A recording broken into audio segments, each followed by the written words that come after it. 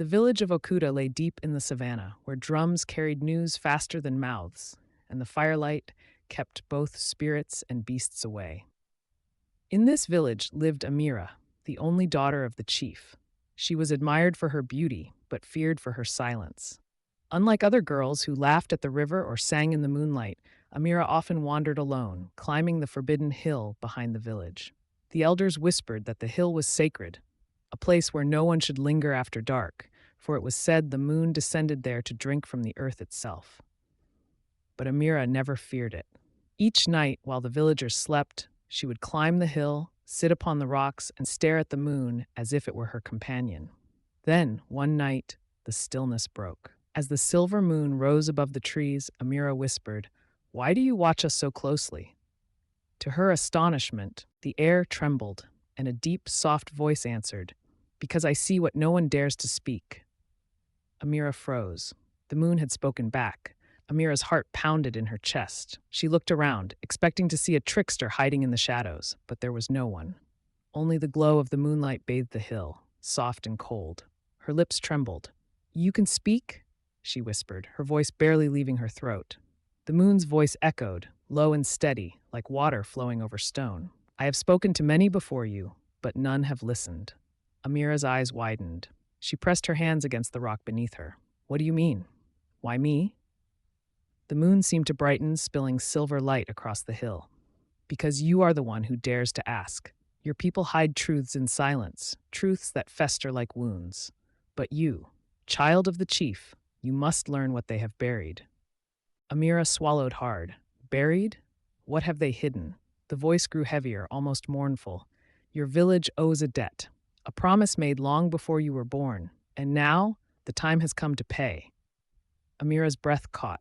She wanted to run, to flee back to the safety of her father's hut, but her feet felt bound to the earth. She knew, whatever this promise was, it was about to change everything. And the moon's final words that night chilled her more than the wind ever could. "Ask your father about the blood pact made under my light. Then you will understand." At dawn, Amira walked back to the village, her steps heavy with dread. She had not slept a moment. The moon's voice still echoed in her mind. "Ask your father about the blood pact." Her father, Chief Kofi, sat outside the family compound, surrounded by elders. He was a man of great respect, broad shoulders, a commanding voice, eyes that rarely showed weakness. But when Amira approached, something in her face made him dismiss the men quickly. "My daughter," he said, "why do you look as though the forest itself has swallowed your soul?" Amira hesitated, her throat tightening. Then courage surged. "Father, the moon spoke to me." Chief Kofi stiffened, his jaw tightening. He searched her eyes, perhaps hoping it was a childish fancy. But Amira's trembling voice carried no hint of a lie. "The moon told me to ask about a blood pact, a promise you made." The chief's hands clenched. For the first time in her life, Amira saw fear flicker across her father's face. "You should never have gone to the hill," he whispered, "and you should never have asked that question. Father, what is this pact? What debt do we owe?" He rose, towering over her, his voice now low and burdened. "Many seasons ago, before you were born, our village was struck by famine. Crops withered, children starved, even the rivers dried. In desperation, we turned to the spirits under the moon's gaze. We begged for rain, for life, for survival." He paused, his eyes dark. "And the spirits listened, but nothing comes without a price. We offered them a pact sealed in blood, a promise bound to the children of the chief." "The children? Father, what are you saying?" The chief could not meet her eyes. His silence was louder than any thunder. That was when Amira realized the truth. She was the price. That evening, Amira walked through the village like a shadow. Her father's words burned in her chest, each one a chain she could not shake off. Children played in the dust, women pounded yam, men sharpened their machetes. But everywhere Amira turned, she felt eyes on her. Whispers followed her like a curse carried by the wind. "They say," the chief's daughter spoke to the moon, and the moon answered, "She is the one chosen, the one marked." Her friends, girls she had laughed and danced with under the baobab tree, now kept their distance. Mothers pulled their children closer when she passed, as though the spirits clung to her clothes. At the market, an old woman, her back bent like a bow, grabbed Amira's wrist. Her milky eyes glowed faintly as she hissed, child of the chief, do not the pact. To resist is to invite the anger of the moon. Better for one life to be taken than for the whole village to be cursed. Amira pulled free, her heart hammering. The villagers no longer saw her as one of them. She was no longer Amira, the chief's daughter. She was the sacrifice. That night, when the moon rose full and silver, Amira sat outside her hut, staring at the sky. Her tears streaked silently down her face. "Why, me?" she whispered to the heavens. "Why must I pay for a debt I never owed?" And then, just like before, the air shimmered. The moon's voice returned, low and resonant, wrapping itself around her soul. "Because you are stronger than they know, but your strength is yet to be tested." Amira's eyes widened. Stronger? Tested? What test awaited her? Before she could question further, a sudden rustling came from the trees beyond the village. Shadows moved, too many eyes glowing faintly in the dark.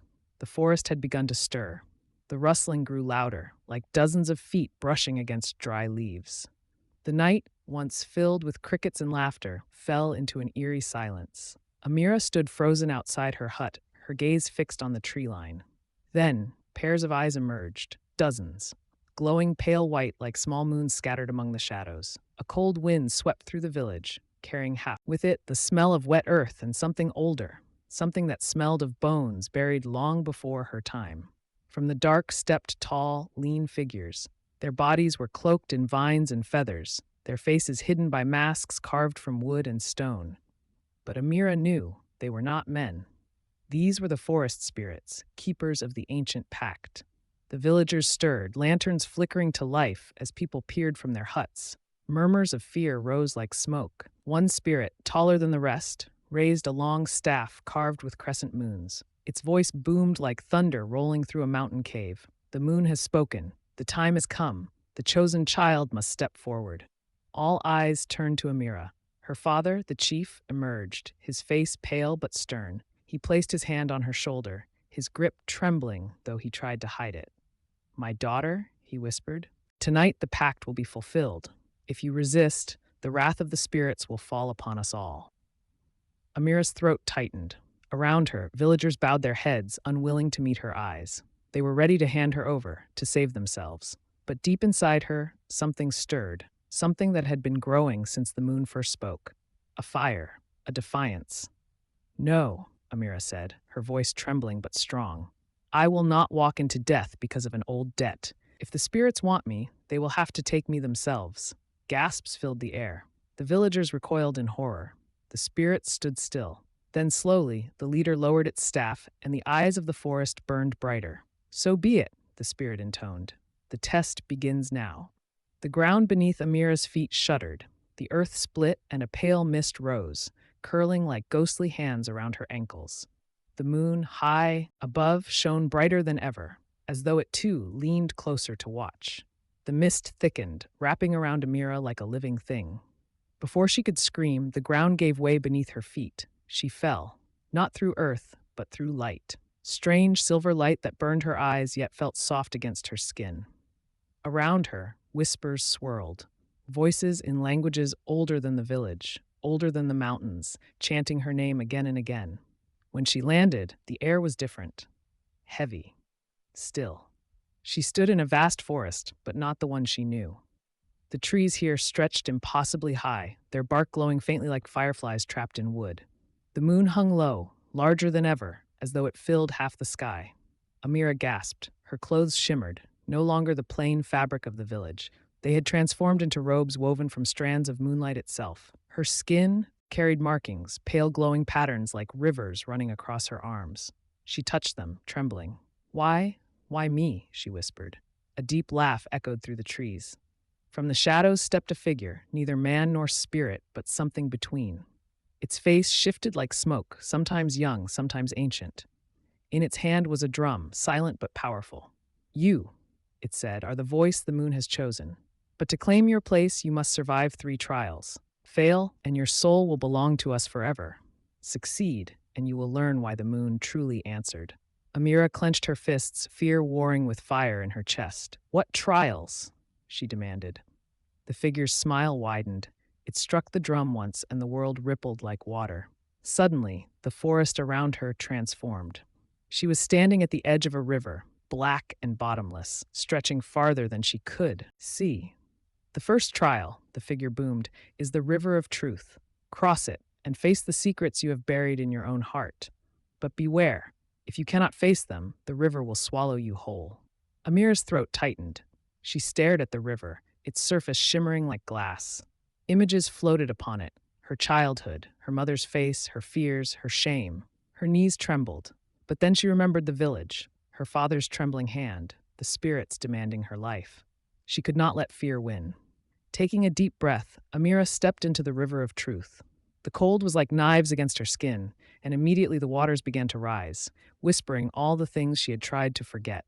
The icy waters climbed past Amira's knees, her waist, her chest, whispering louder with every step. Each ripple carried a memory, some faint, some sharp as broken glass. She looked down and gasped.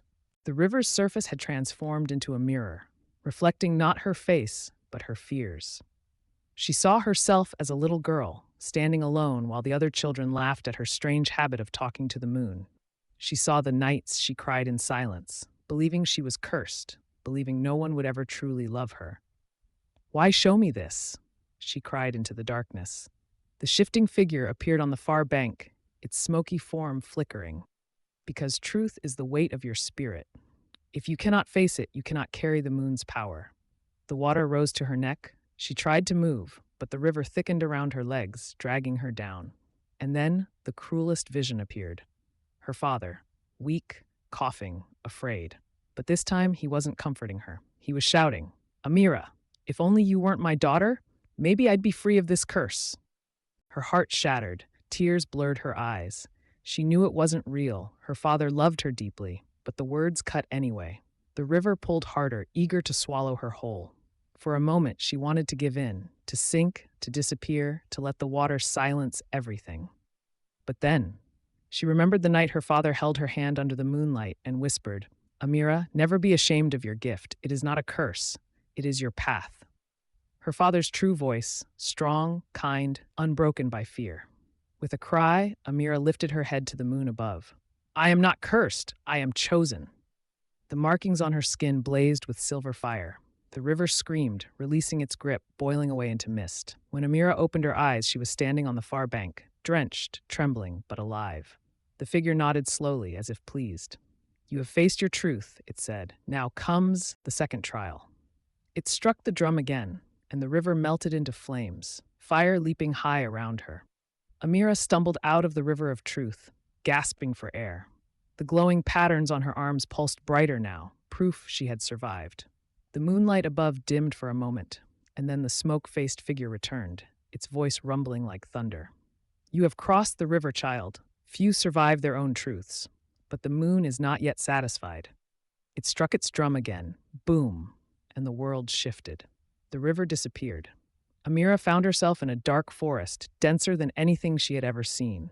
The trees bent unnaturally, their twisted branches forming shapes like clawed hands. No stars shone here. Only faint slivers of moonlight pierced the canopy, glowing like silver daggers on the ground. From the shadows, voices began to whisper.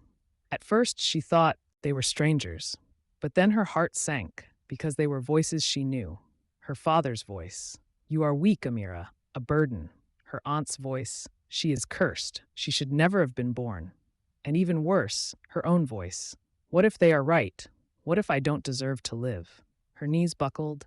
The shadows moved closer, each one taking shape, twisted, nightmarish versions of the people from her life. Their eyes glowed white. Their hands reached for her. The figure's voice boomed from nowhere. "The second trial, the shadow forest.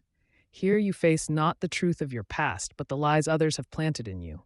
If you believe them, they will consume you. If you fight, you will rise." Amira's chest heaved. The shadows circled, whispering, mocking, tearing at her courage. Her father's shadow leaned close, its breath cold against her ear. "You were never enough." For a moment, she almost gave in, but then she remembered her father's real face, trembling when the ancestors demanded her life. He hadn't said those words. These were lies meant to break her. Her jaw clenched. "No," she shouted. "I am not cursed. I am not weak. The moon chose me." At her words, the markings on her arms flared, blazing like fire. Light burst from her body, searing through the shadows. They screamed, withering into smoke before vanishing. Silence returned. The forest melted away, and Amira fell to her knees, her chest heaving. She had survived again, but the final trial still awaited. The smoke-faced figure stepped out of the thinning mist, its smile sharp and knowing.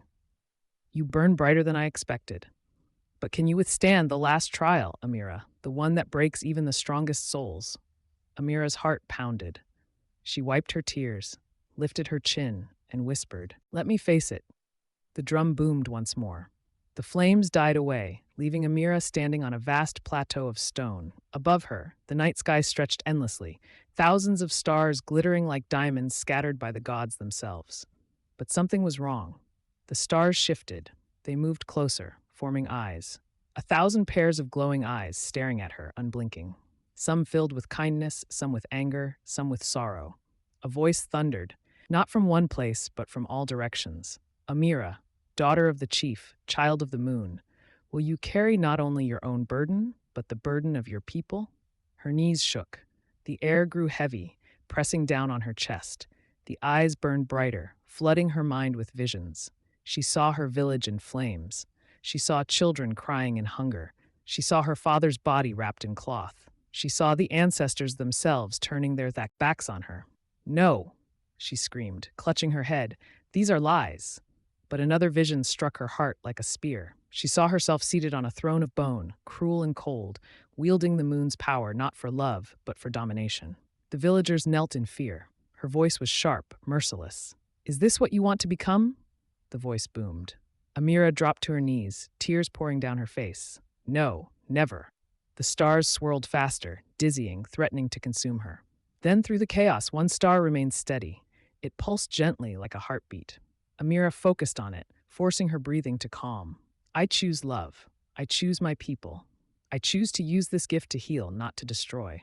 Her words rang through the plateau, silencing the storm of visions. One by one, the eyes closed, fading back into distant stars. The steady star above her burst into radiant light, showering her in silver beams. The voice softened, almost like a song. "You have passed the final trial. The moon hears you, Amira. Rise, child, and claim your destiny." When Amira lifted her head, her hands glowed as though made of moonlight itself. But she knew this was only the beginning. When Amira opened her eyes, she was back at the riverbank. The moon hung high, glowing brighter than ever, its silver reflection rippling on the water as though bowing to her. Her body felt different, stronger, lighter. Her skin shimmered faintly under the moonlight, her heartbeat in rhythm with the stars above. She was no longer just the chief's daughter. She was the chosen voice of the moon. The villagers, who had followed from afar, gasped as she emerged. Some fell to their knees, whispering prayers. Others trembled in awe. Even the elders, who once doubted her, bowed their heads, unable to look her in the eye. Her father stepped forward, tears streaking his face. "My daughter, what have you become?" Amira smiled softly and raised her hands. A silver glow poured from her palms, flowing like water into the cracked earth. Before the villagers' eyes, the soil darkened with life, and green sprouts pushed through the ground, breaking into fresh crops. Gasps turned into cries of joy. Children laughed. Mothers clutched their babies, thanking the ancestors. Amira's voice was calm but firm. "The moon has heard us, but this power is not mine alone. It belongs to our people, to protect, to heal, to guide. We must never forget the trials that shaped us." As the village erupted in celebration, the moon shone brighter than ever, casting its blessing over the land. And so, the girl who once whispered her secrets to the sky returned not just as a daughter, but as a legend, Amira, the moon's voice, who carried her people's future in her hands.